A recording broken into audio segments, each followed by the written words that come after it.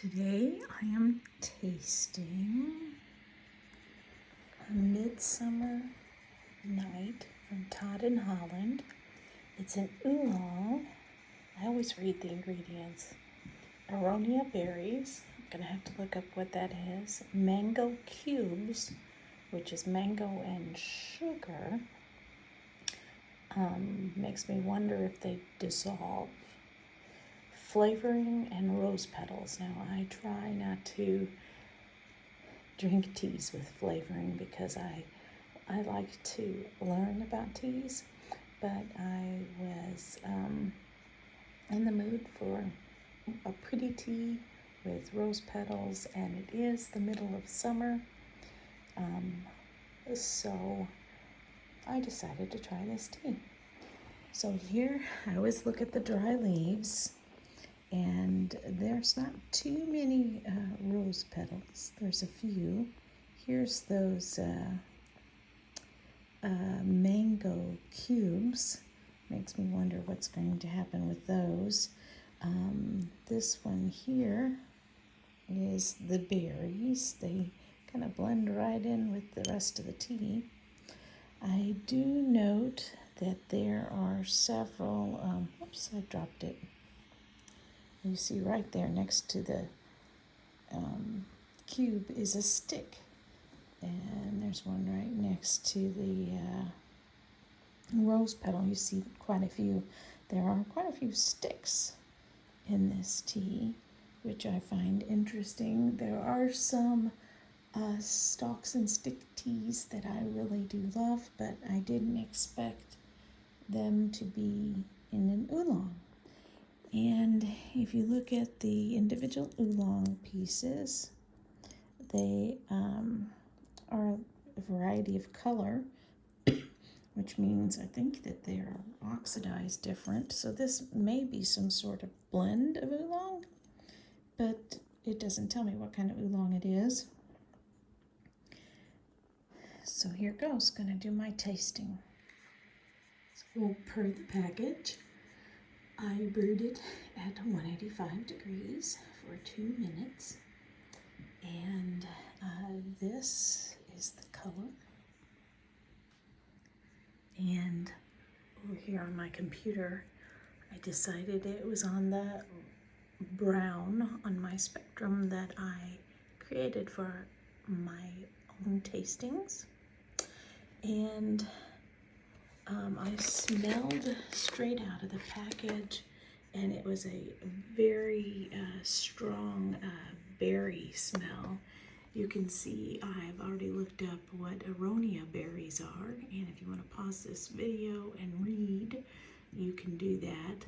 The part that's interesting to me is that it has a strong mouth drying effect, so I'm wondering if that's going to be tasted in this.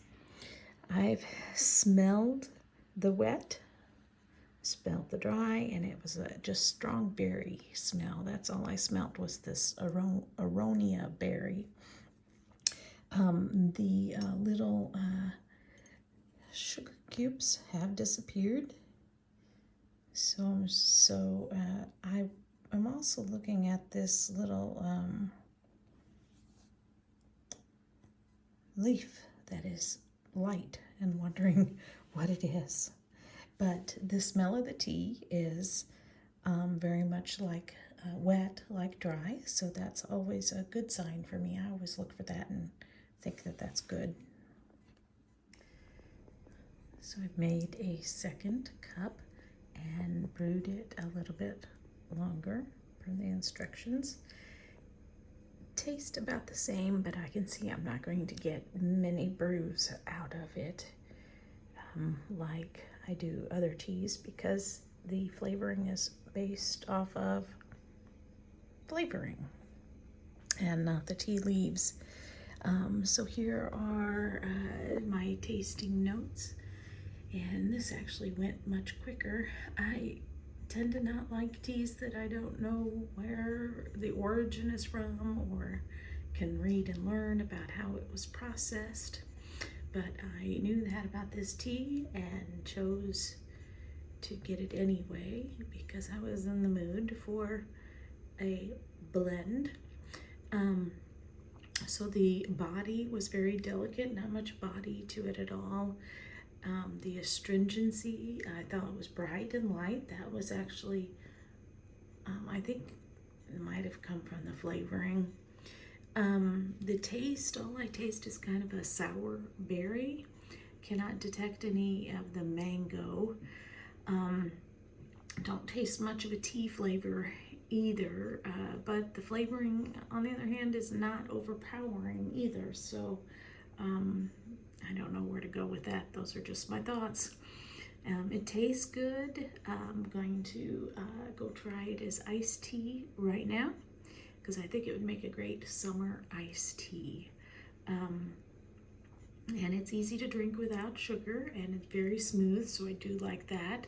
I don't like teas that are like Assam's, where I have to add sugar to be able to bear them. The finish was evaporating and quick. I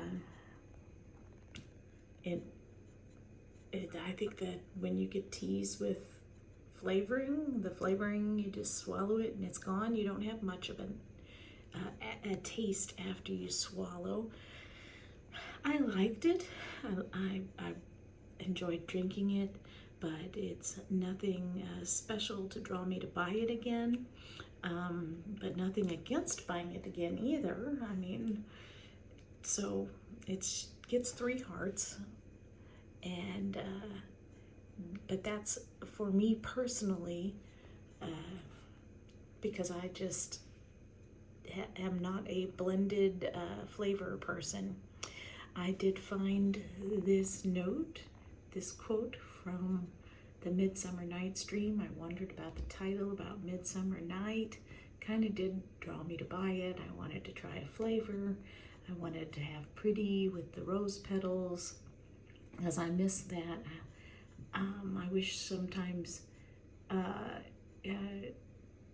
just plain teas would have a few roses thrown in them just for pretty.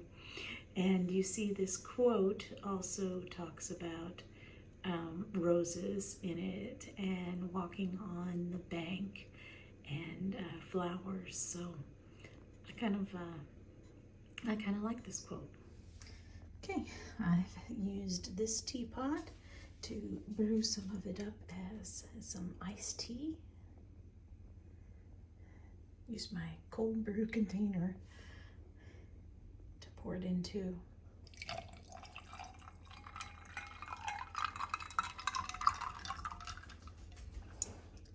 Well, it tastes very much like the others, so I give it that the taste is the same. No matter how I smell it, wet, dry, drinking fresh out of the gaiwan or iced, and it's light and easy to drink and refreshing for the summer.